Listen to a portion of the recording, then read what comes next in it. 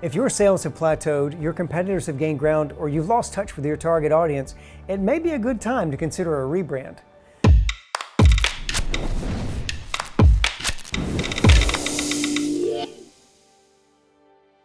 First things first, we're not talking about logos or aesthetics.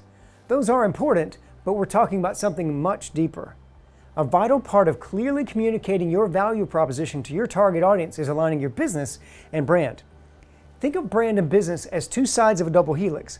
Balance is critical to the health of your company's DNA. When your messaging and deliverables are misaligned, your audience can tell, and they communicate their awareness with their wallets. Rebranding is a process to change an organization's corporate image and messaging with the goal of improving the business, to redevelop the old brand into a new form that can stand out in the market. The ultimate goal of a rebrand is to refocus the brand to connect with its target audience. You see, without a buyer, you don't have a brand.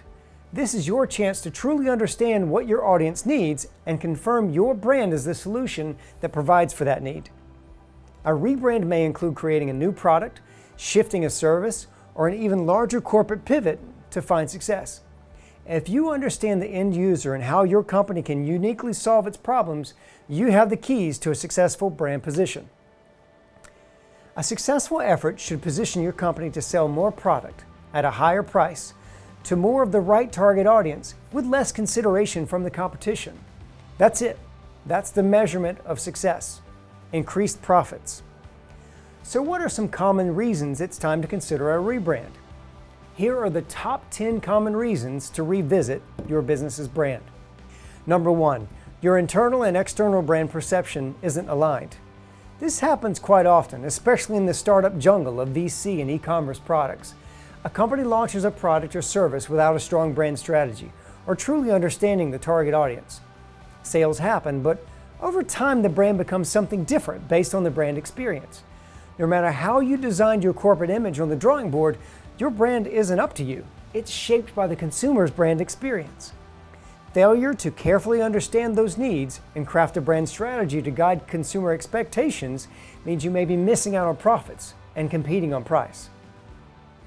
Number 2, the target market is not well defined, or it's time to reach a new audience. Do any of these sound familiar? Our target market is everyone. Ubiquity is our strategy. We sell to men and women between the ages of 24 and 38. These are real comments by real CEOs leading real companies with real brand problems. If your target market isn't clearly defined, how can you know what they really need from your brand? It's time to get comfortable with sacrifice. Sacrifice trying to please everyone to truly serve your target audience. Sacrifice ubiquity for success. Maybe you know your target audience and its needs enough to realize the market is shifting. This is further support for a brand strategy to be agile. It's time to revisit messaging, brand touchpoints, and even your products. You may need to segment audiences based on geography, language, or cultural differences. Many times a brand message, lexicon, or even your packaging doesn't communicate the same way in new markets. Number 3, your brand has lost relevancy. A great example of a successful brand that's lost relevancy is Tiffany's, a culturally visible brand that thrived for decades and multiple generations, represented by icons such as the late Audrey Hepburn and the instantly recognizable Tiffany blue box. However, the company was fading away from recognition by younger buyers. How did Tiffany's make the change? It sacrificed some of the adoration of its longest-standing audience and even angered some people. Not Your Mother's Tiffany became more than just a headline. The brand is attempting to weave that mantra into the fabric of all touchpoints. I'm curious to see how this plays out in the long run. However, Tiffany's didn't change everything for the sake of change. Even an April Fool's joke that introduced yellow as the new house color couldn't kill one of the most recognizable brand assets, Tiffany Blue. Number 4, what if your product or service mix has changed? You've truly dialed into your audience enough to realize they're craving something new, or that technology has finally opened the doors to meet those needs with a new experience. Don't be afraid to create new products. If you define a product or service that meets your target audience's needs that your competitors don't offer, guess who wins? You do. Brands like Apple figured this out by reducing the amount of computers they offered and introduced a series of personal devices that shook up their industry. Apple became number 1 in their space, a new space that others must follow. A strong brand strategy to define and protect that new space is vital.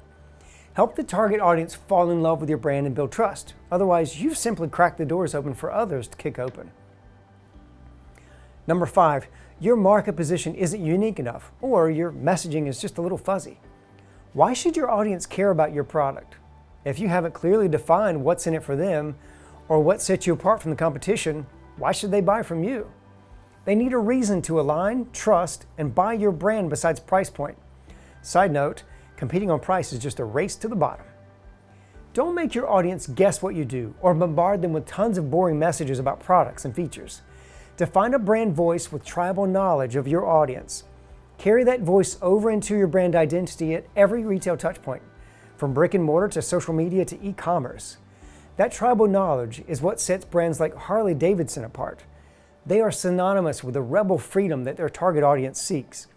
Align with your audience to the point where you speak their language and you can become a symbol for their tribe. Number 6, your visual brand is outdated. Brand is more than just logos and colors, but let's face it, people do judge a book by its cover. Your visual branding not only helps you stand out in the market, but helps communicate relevancy to the target audience. An outdated visual brand doesn't always refer to the logos or the colors. Maybe your competitors have outmaneuvered you at the store level, and your packaging is missing the mark. This may be design, physical structure, placement, or the hierarchy of your value proposition in a sea of competitor products. When was the last time you actually walked a store or multiple stores where your product exists? Understanding how your brand stands out and stands up to the competition is vital information for a product line review with your merchant.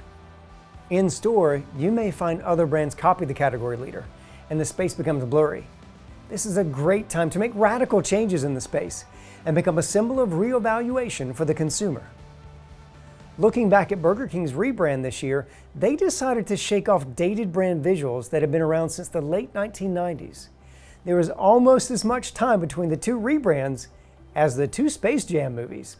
Those are very different decades. A visual refresh that's very different than the competition can get the attention of new buyers long enough to understand your value proposition. Number 7, when you realize you have the wrong brand image.